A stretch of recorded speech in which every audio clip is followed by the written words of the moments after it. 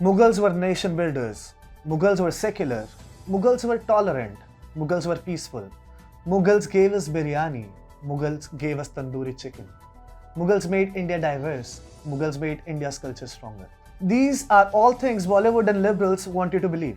Now, film director Kabir Khan has joined the bandwagon. Hi and welcome. This is TFI English, the socio-political analysis arm of the TFI Media Group. I'm your host Tribhuvan, and in this video, I will tell you how Kabir Khan, through his movies, tries to lobby for Pakistan and idolize temple-breaking Mughals as nation builders. Film director Kabir Khan, who directed films like Bajrangi Bhaijaan, Tubelight, Sultan, New York and others, was recently heard defending monstrosity of a people that the Mughals were. Speaking unapologetically, Khan aimed films and producers who sought to, according to him, portray the Mughals in a bad light. Kabir Khan, in his endeavor to defend the Mughal marauders, ended up referring to them as nation builders, as though Indians today should be thankful for them for mass murdering Indic communities and forcing non-Muslims to convert to Islam.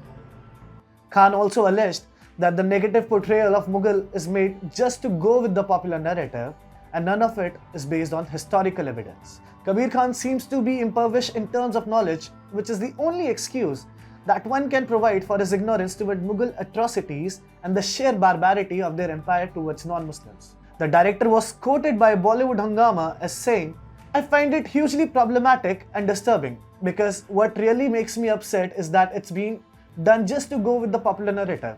I can understand when a filmmaker has researched something and a filmmaker wants to make a point. Of course, there can be different viewpoints. If you want to demonize the Mughals, please base it on some research and make us understand why they were the villains that you think they were. Because if you do some research and read history, it's very tough to understand why they have to be villainized." Shockingly, the man then went on to say, "I think they were the original nation builders," and to write them off and say they murdered people. But what are you basing it on? Please point out the historical evidence. Please have an open debate, just don't go with the narrative that you think will be popular. The director, who has earned a reputation for pushing pro-Pakistan narratives in his films, also said, "It's the easiest thing today, demonizing the Mughals and various other Muslim rulers that India had at different points in its history. Trying to fit them into pro-conceived stereotypes, it is distressing. I cannot respect those films, unfortunately." That's my personal opinion, of course. I can't speak for the larger audience, but I definitely get upset by those kind of portrayals. Kabir Khan has directed films like Bajrangi Bhaijaan and Ek Tha Tiger, and the common theme among of them is their subtle portrayal of Pakistanis as good people who earned a bad name only because of those in power.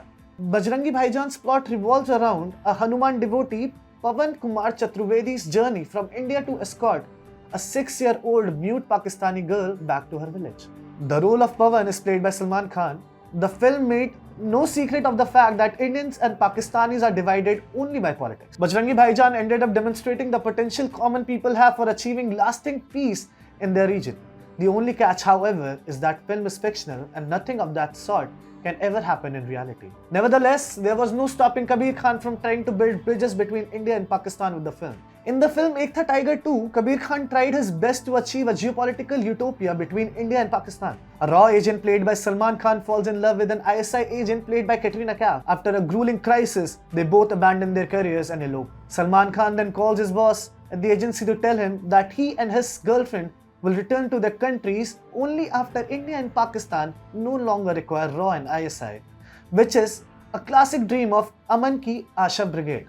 The point is, Kabir Khan's fascination with Pakistan and now his love for Mughals point towards his ideology, which is anything but in sync with the national interest. Big budget Indian movies aimed at making overseas earning. Movies that show Indians and Pakistanis behaving like soul brothers and depict Pakistan as essentially a good country with good people would fetch the much needed money from Pakistani pockets. A textbook case of pure business. Kabir Khan's outpour of admiration for the Mughals may very well be a business tactic too. Nothing can be ruled out in Bollywood.